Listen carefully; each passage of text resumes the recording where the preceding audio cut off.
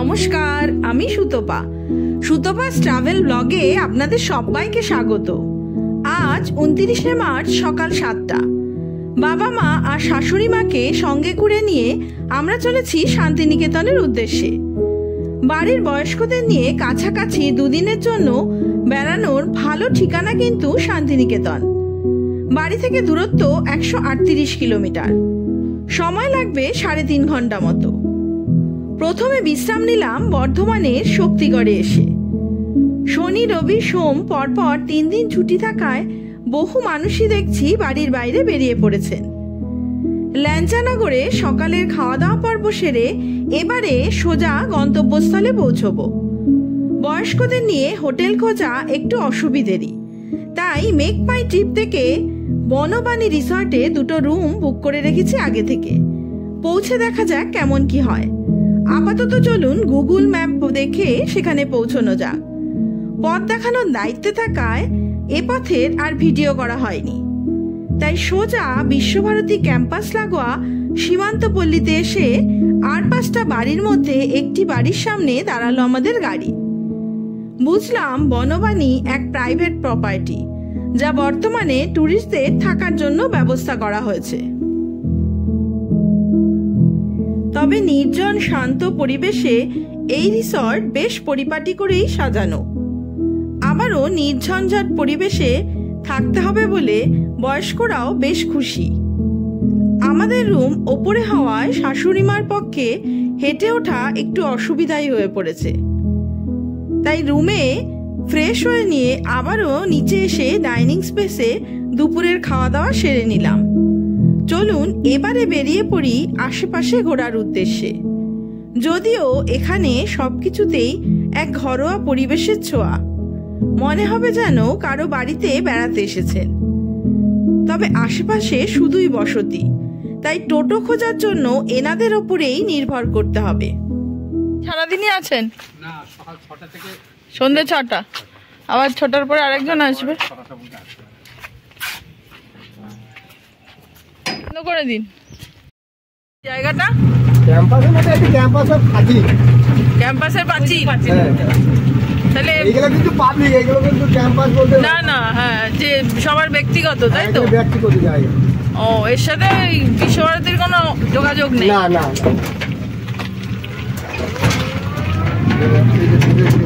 পুরনো বাসিন্দাও আছে আবার নতুন বাসিন্দাও আছে। মানে পুরনো বাসিন্দারা যারা জায়গা বিক্রি করে দিয়েছে তারা আবার এখন নতুন করে বাড়ি করছে, তাই তো? যেতে দেবে না কেন? কতক্ষণ থাকে? মানে শনি রবিবার নো এন্ট্রি? হ্যাঁ, শনি রবিবার এইখানে যান, আপনি এইখান থেকে হেঁটে চলে আসবেন। ও, তাহলে ওই গেটটা পর্যন্ত যাবেন না আপনি? যেতে দিচ্ছে না তো। যেতে দেবে না? চলো চলো। আমাদের রিসর্ট বিশ্বভারতী ইউনিভার্সিটির ক্যাম্পাস লাগোয়া হওয়ায় টোটোতে 5 মিনিটেই পৌঁছে গেলাম বিশ্বভারতীর মেন রাস্তাতে। কিন্তু শনি রবি ট্যুরিস্টদের ভিড়ের কারণে টোটো এ রাস্তায় নো এন্ট্রি এখন। তবে 4 চাকা যাতায়াত করতে দেখছি। এবারে পায়ে হেঁটে যেতে হবে বিশ্বভারতী মিউজিয়ামে। হাঁটতে পারবে না বলে শাশুড়ি মা সঙ্গেই আসেনি, তবে চরম রোদে গরমে বাবা মাকেও যাতে কম হাঁটতে হয় সেই জন্য গোল করে ঘুরে আবার চলে আসলাম বিশ্বভারতীর সামনের রাস্তায়। এ পথে রবীন্দ্রনাথের স্মৃতি জড়ানো 3 পাহাড় তাল গাছ দেখতে দেখতে এবার আমরা নেমে পড়তে হবে আবার টোটো থেকে। এদিক থেকেও হাঁটা ছাড়া আর উপায় নেই, টোটোর প্রবেশ নিষেধ। চলুন কি আর করা যাবে, হাঁটা পথেই এগোনো যাক। এ রাস্তার বাঁদিকে রয়েছে বিশ্বভারতী ক্যাম্পাসের একটি গুরুত্বপূর্ণ ঐতিহ্য উপাসনা গৃহ বা প্রেয়ার হল। বেলজিয়াম কাচের তৈরি এই প্রার্থনা গৃহে প্রতিদিন প্রার্থনা হয়, তবে প্রত্যেক বুধবার ভোরবেলা বিশেষ প্রার্থনা হয়। তাতে অংশ নিতে পারেন প্রত্যেকেই। শুধু নিয়ম, প্রত্যেককে সাদা পোশাক পরে ভেতরে ঢুকতে হবে। বিশ্বভারতী ক্যাম্পাসের ভিতরে ট্যুরিস্টদের প্রবেশের অনুমতি ছিল আগে, কিন্তু 2020 করোনাকালের সময় থেকে যে নিয়ম বন্ধ করা হয়েছে সেই নিয়ম এখনো বজায় রেখেছে। তাই ক্যাম্পাসে শুধুমাত্র মিউজিয়াম ছাড়া আর কোথাও ট্যুরিস্টদের প্রবেশ অ্যালাউ নয়। 1921 সালে রবীন্দ্রনাথ ঠাকুর বিশ্বভারতী প্রতিষ্ঠা করেছিলেন। 1951 সালে এটি কেন্দ্রীয় বিশ্ববিদ্যালয়ের মর্যাদা পান। চলুন তাহলে এবার মিউজিয়ামে যাবার জন্য টিকিট কেটে নেওয়া যাক। প্রবেশ মূল্য জনপ্রতি 100 টাকা। তবে শিক্ষা প্রতিষ্ঠানের প্রমাণপত্র থাকলে স্টুডেন্টদের জন্য জনপ্রতি 10 টাকা করে। সমস্ত দিনই মিউজিয়াম খোলা থাকে বিকেল 4:30 পর্যন্ত। তবে বুধবার আর বৃহস্পতিবার বন্ধ থাকে। চলুন টিকিট কাটা হয়ে গেছে, এবারে ভিতরে ঘুরে আসি। রবীন্দ্রনাথ ঠাকুরের সময়ে ব্যবহৃত কয়েকটি বাড়ি রয়েছে এখানে।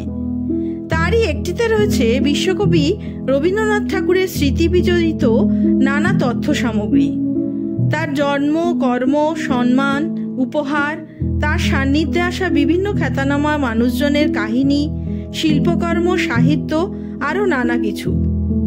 ছোট থেকেই আমার এলাকারই রবীন্দ্র স্কুলে পড়াশোনা আর নৃত্য শিক্ষা, তাই রবীন্দ্রনাথ ঠাকুর ছোট থেকেই মনের অনেকখানি জুড়ে রয়েছে। মিউজিয়ামের সংগ্রহ দেখতে দেখতে অনেকটা সময়ই কেটে গেল, কিন্তু দোতলার মধ্যে ওপরতলাতে এসি খারাপ থাকায় গরমে চরম কষ্ট পেয়েছি। তাই পিছনের পোর্শন অল্প সময় ঘুরে বাইরে বেরিয়ে আসলাম। ঠান্ডা দই দিয়ে তৃষ্ণা মেটালাম আমরা। দইওয়ালা এখন সাইকেলে হয়ে গেছে। আগে বাকি করে বিক্রি করতাম, বাকি করতে এখনো আমাদের দিকে যায় বাকি করে একজন। বলুন তো, কল্যাণী। আচ্ছা, টাকা তো নেই।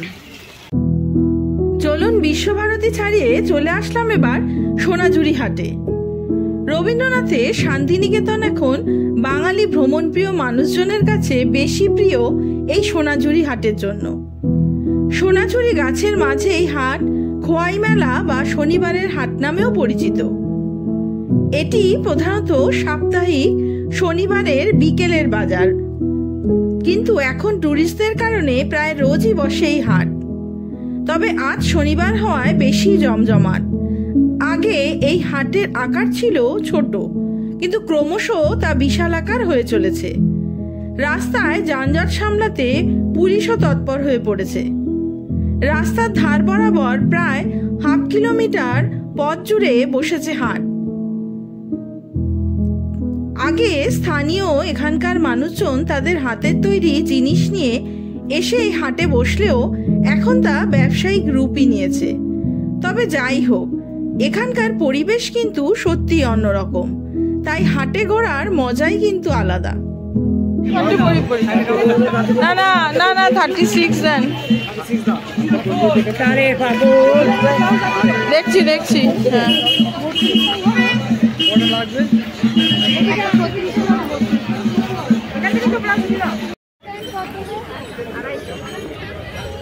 দেখা দেখি 250 এগুলো। ওই যে তুমি ওরকম কিনবে ব্যাগ? না না, নেওয়ার জন্য ব্যাগ কিনবো কি করে? আর একটু বড় এরকম। কেমন এটার দাম? এইটা 220। এইটা ধরো ধরো পড়ে যাবে। এইটা এই নিচেরটাও 200। এটা কত? একই দাম। ধরো পড়ে যাবে। কত করে এগুলো? 1000 টাকা।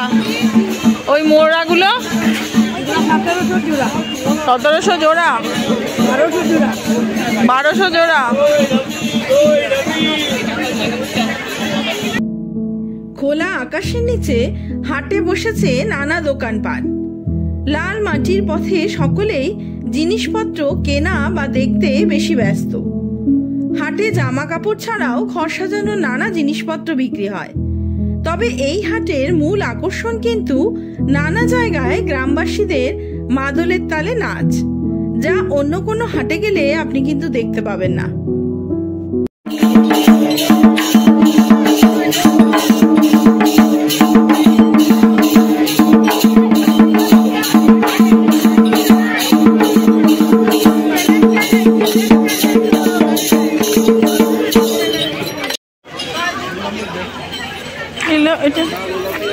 কত করে এগুলো? দাম কি বলছেন? কি এগুলো? লাল দাম 700 টাকা পড়বে। কত এটা? 700 টাকা। আরে এটা কত? হ্যাঁ কি এটা? আরে কি শাড়ি? কত এটার দাম তোমার হাতেরটা?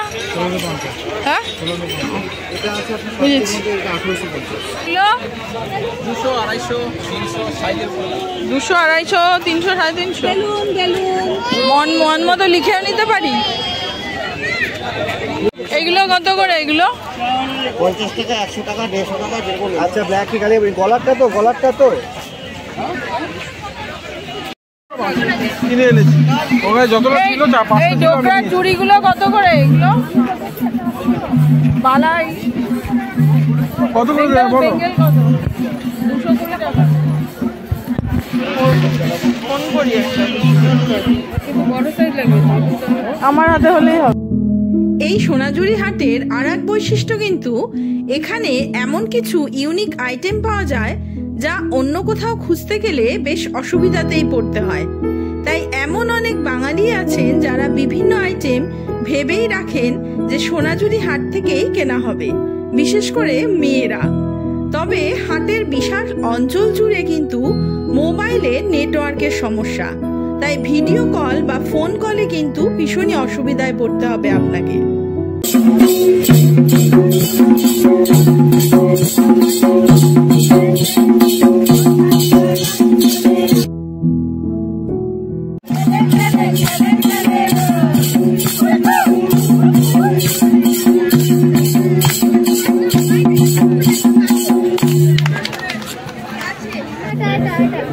কত করে এগুলো? কত করে বলছেন দাদা? লাইট বলে যাবে ভেতরে ওটা।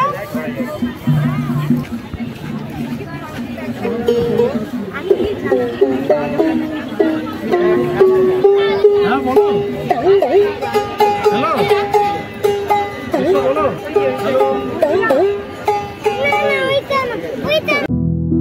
এই সোনাঝুরি হাটে আবার এমন অনেক শিল্পী বা কারিগরেরা আছেন যাদের হাতের কাজ দেখলে সত্যি আপনি অবাক হবেন। আবার এমনও অনেকে আছেন যারা আপনার সামনে বসেই তৈরি করে দেবেন আপনার পছন্দ অনুসারে।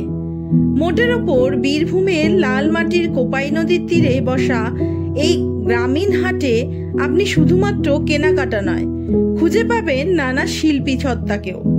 তাই সোনাঝুরি হাটে ঘুরতে আসা টুরিস্টদের কাছে ভীষণই আকর্ষণীয়। আমরা একই দেশে বসত করি, সবারই হয় একই প্রাণ। গড বলে মানে তোমায় যারা হয় কৃষ্ণ, গড বলে মানে তোমায় যারা হয় কৃষ্ণ।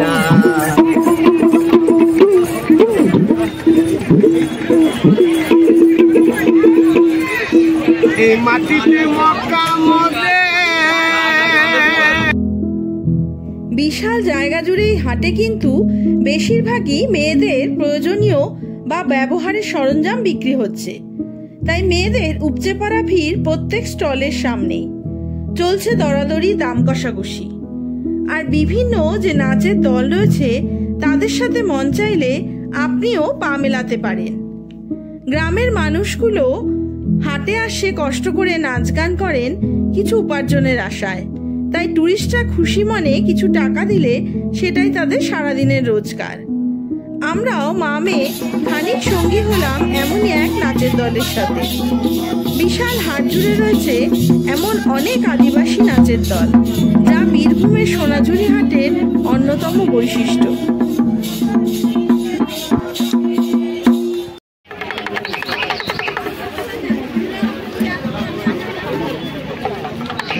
গামছা, কুর্তি, ব্যাগ মোটামুটি সব কেনা হয়ে গেছে আমাদের। হাটে ঘুরতে ঘুরতে এবারে আমরা এগোবো ফিরতি পথের দিকে, কারণ টোটো দাদা বলে রেখেছিলেন এখান থেকে বেরোনোর আধ ঘন্টা আগে তাকে ফোন করতে। সেই মতো ফোন করাও হয়েছে ঠিকই, তবুও রাস্তার যানজটের কারণে আমরাই হেঁটে সামনের দিকে এগিয়ে যাচ্ছি। চলুন এদিকের হাটও একবার ঘুরে দেখে নিই। তবে সন্ধ্যা হতে চলেছে, আস্তে আস্তে সমস্ত দোকানপাট গুটিয়ে ফেলার তোড়জোড় চলছে। অন্ধকার হতে হতে বন্ধ হয়ে যাবে সোনাঝুরি হাট আজকের মতো, বসবে আবার কাল। তবে মার্চ মাস জুড়ে চলছে শান্তিনিকেতনের নানা প্রান্তে নানা সাংস্কৃতিক অনুষ্ঠান, যাতে অংশগ্রহণ করতে এসেছে কলকাতা বা অন্যান্য জায়গা থেকে ছোট ছোট অনেক খুদেরা। এই এক খুদের সাথে আলাপ হলো। দেখে কত ভিড় দেখ।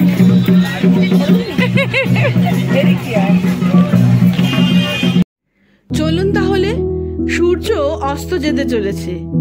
ওদিকে টোটো দাদা এখনো পর্যন্ত পৌঁছতে পারেনি, তাই আবারও আমরা খানিক মেলায় ঘোরাঘুরি কেনাকাটা করলাম। এবারে রিসর্টে ফিরবো। তবে রবীন্দ্রনাথ ঠাকুরের শান্তিনিকেতন অতি প্রিয় এক জায়গা আমার কাছে। বহুবার আসলেও চেনা জায়গা আবারও আজ সারাদিন ঘুরলাম। ভালোই কাটলো আজকের অর্ধেক বেলাটা। আজ তবে এই পর্যন্তই থাক। আপনাদের সাথে দেখা হবে নতুন আর একটা ব্লগ নিয়ে, নতুন আর এক জায়গায়। ততদিন সবাই সুস্থ থাকবেন, ভালো থাকবেন। নমস্কার।